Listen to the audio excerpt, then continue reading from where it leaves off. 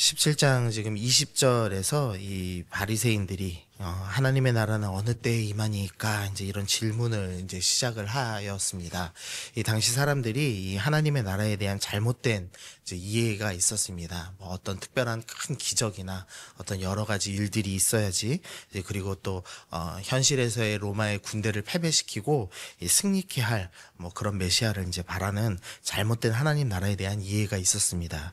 그래서 예수님께서는 이 하나님 나라가 너희 안에 있다, 그러니까 너희 안에 있는 나로부터 하나님 나라가 시작된다라고 말씀하시면서 예수님의 오심으로부터 하나님 나라가 이미 시작됐다라는 것을 말씀합니다.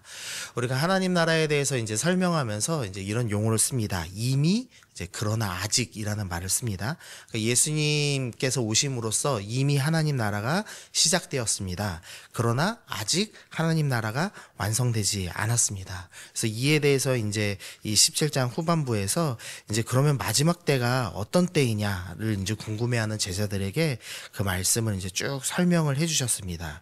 이제 그러면서 이제 번개치는 날, 이제 모든 하늘 아래 있는 사람들이 그 번개치는 것을 다 알듯이 이 마지막 때가 오면은 다 알게 될 것이다라고 하면서, 그러면 이미 임하기 시작했고 아직 완성되지 않은 하나님 나라 속에서 우리가 어떻게 살아야 되는가에 대해서 설명을 하시면서 17장 이제 27절 28절에서는 노아의 때와 이제 롯의 때에 대해서 이제 설명을 하죠.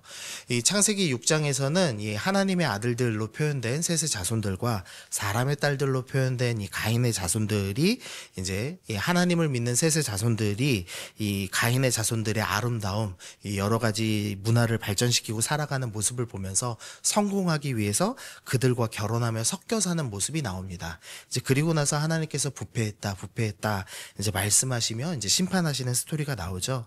그래서 이 17장에서도 이 노아 때 먹고 마시고 장가들고 시집가고, 또 노아의 때에 먹고 마시고 사고 팔고 심고 집을 짓던 이 모든 활동들, 그것이 이제 너희가 세상을 향하여서 세상과 섞여 살고 욕망을 채우며 사는 것, 이제 이미와 아직의 때를 살아가는 이 성도는 그렇게 살면 안 된다라는 것을 말씀해 주셨습니다. 그리고 나서 그러면 이제 이미와 아직 사이에서 우리는 어떻게 살아야 되는가, 이제 18장 1절에서 항상 기도하고 낙심하지 말아라 라고 말씀합니다. 이제 여기서 낙심은 이제 포기라는 의미거든요. 그래서 항상 기도하고 포기하면 안 된다라는 말씀으로 시작하죠. 이제 그러면서 그러면 항상 기도하라고 하셨는데 어떻게 기도해야 됩니까? 이제 그게 이제 9절에서 14절에서 바리새인과 이제 세리의 기도를 비교해 주십니다. 바리새인은 스스로를 의롭게 여기고 이제 내가 이것을 했습니다, 저것을 했습니다 하면서 나를 5번이나 반복하며 나를 드러내는 기도를 합니다. 그러나 이제 세리는 어떻게 하냐면 이제 감히 하늘을 쳐다보지도 못하고 가슴을 치며 하나님이여 불쌍히 여기소서 나는 죄인이로소이다 이제 기도하죠. 그러면서 내 힘으로 할 수 없고 하나님이 나를 불쌍히 여겨주셔야지만 내가 하나님 나라 갈 수 있습니다, 이렇게 겸손히 구하는 이 세리의 기도를 우리가 해야 된다라는 말씀을 하였습니다. 그리고 나서 이제 오늘 본문에서 그러면 우리가 이 하나님 나라에 어떤 사람이 들어갈 수 있는가에 대한 설명을 시작을 하는 겁니다. 오늘 본문에서 이제 어린아이를 데리고 이제 기도받으러 오는 사람들이 있었습니다. 그런데 제자들이 이제 이것을 막아서는 장면으로 시작을 하죠. 제자들이 이제 꾸짖습니다. 그래서 예수님께 아기를 데리고 오지 못하게 하는 장면이 나옵니다. 왜냐하면은 당시에는 어린 아기는 이제 쓸모없다라는 생각이 있었기 때문에 예수님은 너무 중요한 사역을 하고 계시는데 너희가 이제 이거 방해한다, 이제 이런 생각으로 제자들이 막은 것입니다. 그런데 이제 예수님께서 제자들을 꾸짖으시죠. 이제 마가복음에서는 여기에 이제 노하셨다라는 표현을 씁니다. 이 노하셨다는 단어는 보통 이 바리새인들이 예수님을 향해서 하는 이제 단어입니다. 그러니까 뭐 이 바리새인들이 예수님을 향해 얼마나 이제 화를 냈습니까? 죽이려고까지 했죠. 근데 그 정도로 예수님께서 어린 아기를 데리고 오는 사람들을 막는 제자들을 향하여서 경노하셨습니다. 이렇게 화내신 이유는 이제 두 가지를 설명해 주는데, 하나는 어린 아이들은 이제 하나님 나라에 들어갈 만한 가치가 있다, 세상 사람들처럼 어린아이는 쓸모없다라는 잘못된 생각이 아니라 어린아이도 하나님 나라에 들어올 수 있고 예수님께로 나올 수 있다라는 것을 보여주시기 위한 것이고, 또 하나는 이제 17절 말씀, 오늘 17절 말씀 보시면 내가 진실로 너희에게 이르노니 누구든지 하나님의 나라를 어린아이와 같이 받아들이지 않는 자는 결단코 거기 들어가지 못하리라. 그래서 하나님 나라에 들어갈 사람은 어떤 사람이냐? 어린아이처럼 하나님을 신뢰하며 받아들이는 자가 하나님 나라에 들어올 수 있다. 이것을 이제 설명하시기 위해서 화를 내시는 스토리가 나옵니다. 그래서 하나님 나라는 어린아이처럼 신뢰하는 자만 들어갈 수 있습니다. 그러면 이제 들어갈 수 없는 사람은 누구인가? 이제 그 예에 대해서 이제 부자 관리 이야기가 이제 시작을 하는 겁니다. 18절 말씀 보시면 어떤 관리가 물어 이르되 선한 선생님이여 내가 무엇을 하여야 영생을 얻으리까 라고 되어 있습니다. 오늘 이 누가복음 본문에는 이 사람이 부자이면서 관리다라는 표현만 쓰고 있는데요. 마태복음에서는 또한 그가 청년이다라는 표현을 씁니다. 여기서 이 관리라는 단어가 이 헬라어로는 아르콘이라는 단어인데, 이제 뭐 그냥 번역한다면 지도자, 이제 이렇게 번역을 합니다. 근데 보통 이제 어느 때 사용되냐? 보통은 이 회당장을 가르칠 때 사용되는 용어입니다. 근데 이제 회당장은 보통 이제 나이가 지긋한 사람들이 할 수 있거든요. 그러니까 청년이면서 아르콘이란 단어를 사용한다면 회당장일 리는 없기 때문에 이제 관리라고만 번역을 해 놓은 겁니다.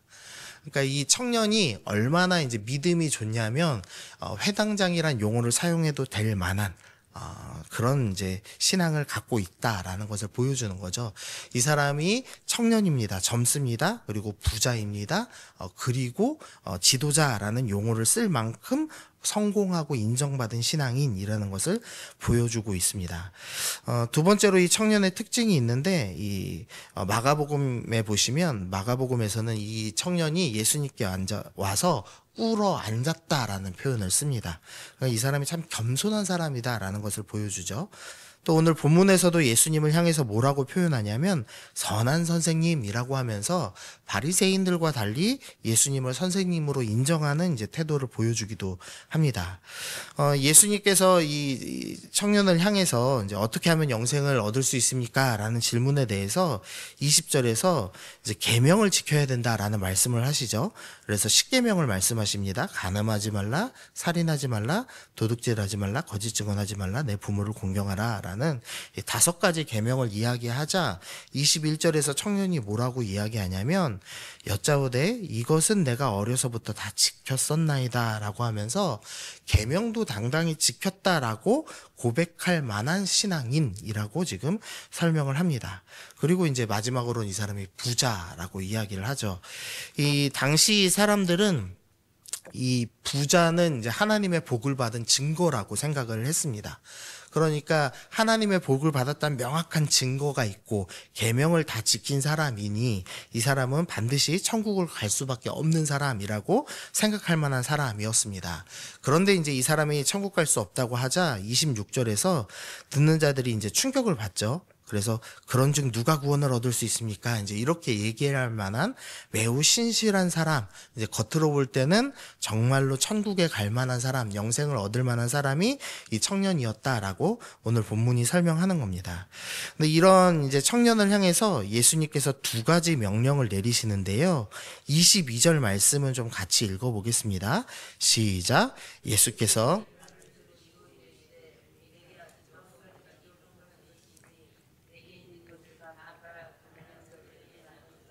그리하면 하늘에서 내게 보화가 있으리라. 그리고 와서 나를 따르라 하시니.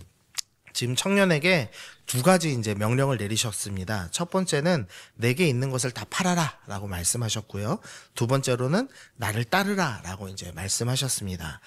이제 보통 이제 이 말씀 보면서 이제 1번 명령을 더 어려워하시죠. 그러니까 내게 있는 것을 다 팔아라 라는 말씀을 제일 어려워하시죠. 근데 이제 이것은 이제 모두에게 하신 명령은 아닙니다. 이제 부자였던 이 세리장 삭개오라는 사람이 이제 나중에 나오죠. 근데 삭개오는 이제 자신의 재산을 절반만 나눠주는 스토리가 나옵니다. 그런데도 불구하고 구원을 얻는 스토리가 나옵니다. 그러니까 물질 전부를 내어주라는 것은 모두에게 허락된 보편적인 명령은 아닙니다. 그러니까 1번의 마음 어려워할 필요가 없고, 이제 핵심은 2번 명령입니다. 나를 따르라 라는 명령이죠. 예수님께서 이 청년에게 영생을 얻으려면 어떻게 해야 되느냐? 너는 나를 따라야 된다 라고 말씀한 겁니다. 근데 따르기 위해서는 뭘 해야 되냐면 예수님을 따를 때 방해되는 요소가 있습니다. 그러니까 만약 예수님보다 더 사랑하는 것이 있다면 그것을 내려놓아야지만 나를 따를 수 있다. 근데 이 부자 청년에게는 그것이 무엇이냐? 바로 재물이었다라고 말씀을 하고 있는 거죠. 그래서 너는 나보다 더 사랑하는 건 내려놔라 라고 말씀하신 겁니다. 근데 이 부자가 재물을 내려놓으라는 예수님 말씀에 이제 어떻게 하냐면 근심하죠. 그리고 이제 돌아가는 스토리가 나오는 겁니다. 그래서 하나님 나라는 누가 들어갈 수 있느냐? 예수님을 따르는 사람만 들어갈 수 있는데 예수님을 따르려면 뭘 해야 되느냐? 먼저는 내려놓아야 된다라는 것을 이제 이야기하는 겁니다. 하나님보다 더 사랑하는 것이 있으면 내려놓아야 됩니다. 이제 오늘 본문의 청년은 돈을 사랑했습니다. 그리고 29절 보시면 하나님 나라를 위하여 집이나 아내나 형제나 부모나 자녀를 버린 자는 하면서 어떤 이는 집을 더 사랑할 수도 있고 어떤 이는 아내를 사랑할 수도 있고 어떤 이는 형제나 부모나 자녀를 사랑할 수도 있다. 하나님보다 더 사랑하는 것이 있다면 그 무엇이든지 내려놓아야지만 나를 따를 수 있고 영생을 받을 수 있다라고 분명히 말씀하고 있습니다. 그래서 우리가 첫 번째로 적용해야 될 것은 내가 예수님보다 뭘 사랑하고 있는가를 생각해 보시고 그것을 내려놓아야 한다는 것이죠. 그리고 이제 두 번째로 예수님을 따라야 합니다. 어떻게 따라야 하느냐? 어린아이처럼 순수하게 예수님을 의지하고 따라야 합니다. 이제 이렇게 얘기하고 설교를 끝내면 이제 근심 되시겠죠. 내려놓는 거 쉽습니까?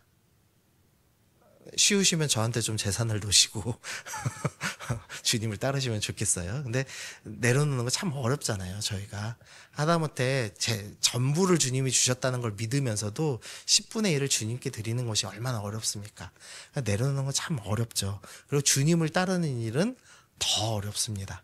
그러니 이 두 가지 다 하기가 얼마나 어렵습니까? 그래서 이제 오늘 본문에서 이 낙타가 바늘귀에 들어가는 것이 부자가 하나님 나라에 들어가는 것보다 더 쉽다라고 하면서 이 낙타가 바늘귀에 들어갈 수 있습니까? 못 들어가죠.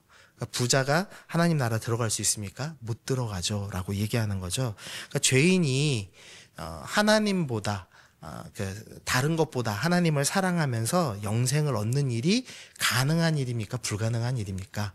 불가능한 일이다라고 말씀을 하는 거죠. 그러면서 26절, 27절 읽어보겠습니다. 시작. 듣는 자들이 이르되 그런즉 누가 구원을 얻을 수 있나이까? 이르시되 무릇 사람이 할 수 없는 것은 하나님은 하실 수 있느니라.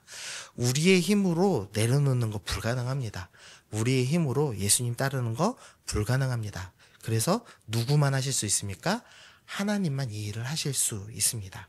그래서 이 지금 17장부터 이 오늘 이제 18장까지 뭘 설명하는 거냐면 너희가 하나님 나라 이미 임하기 시작했고 아직 완성되지 않은 이 하나님 나라에서 뭘 하며 살아야 되느냐? 18장 처음에서 기도하며 낙심하지 말아라. 기도하며 포기하지 말아라 라고 말씀하셨죠. 근데 무슨 기도를 해야 되냐? 세리의 기도. 하늘을 쳐다보지 못하며 가슴을 치며 하나님이여 불쌍히 여기소서 나는 죄인이로소이다 기도하라고 말씀하셨습니다. 그럼 뭘 기도해야 됩니까? 주님 저는 내려놓는 게 안 됩니다. 주님 저는 하나님을 따르는 게 너무 어렵습니다. 이 나의 이 욕망, 이 나의 죄의 문제를 놓고 하나님 앞에서 가슴을 치며 울며 하나님 도와주옵소서 내가 정말로 주님을 사랑하고 싶습니다. 따르고 싶습니다. 라고 기도하며 나아가는 것. 그게 이 이미와 아직 사이를 살아가는 성도다라고 오늘 본문이 우리에게 말씀하는 겁니다. 그래서 우리 오늘 기도하실 때 하나님 내려놓으라고 말씀하시고 또 따르라 말씀하시는데 그게 너무 어렵습니다. 나는 죄인입니다. 그래서 내 힘으로 구원받을 수 없음을 인정하오니 주님 나를 불쌍히 여겨 주옵소서 나를 구원하여 주옵소서 오늘 그렇게 기도하시며 그러며 포기하지 아니하고 내 힘으로 그거 하겠습니다. 내 힘으로 계명 다 지키겠습니다. 라고 고백하는 것이 아니라 하나님 내 힘으로 할 수 없으니 때때마다 주님을 의지하며 한 가지씩 순종하며 나아가는 성도 되게 하여 주옵소서. 주님의 힘으로 오늘도 살아가는 제가 되게 하여 주옵소서. 그렇게 가슴을 치며 기도하며 나아가는 우리 오늘 미랄의 성도님들 되시기를 소원합니다. 함께 기도하겠습니다. 주님 감사합니다. 하나님 모든 것을 다 이룬 것처럼 보이는 부자 청년 관리가 주님 앞에 나왔지만 그가 영생을 얻을 수 없는 사람이었던 것을 보았습니다. 하나님 우리는 우리의 힘으로 내려놓지도 못하고 하나님을 따라갈 수도 없는 죄인인 것을 고백합니다. 하나님 나는 할 수 없지만 주님께서는 하실 수 있음을 믿고 오늘도 어린아이처럼 가슴을 치며 예수님만을 바라보며 예수님만을 따라가는 사람 되기를 소원합니다.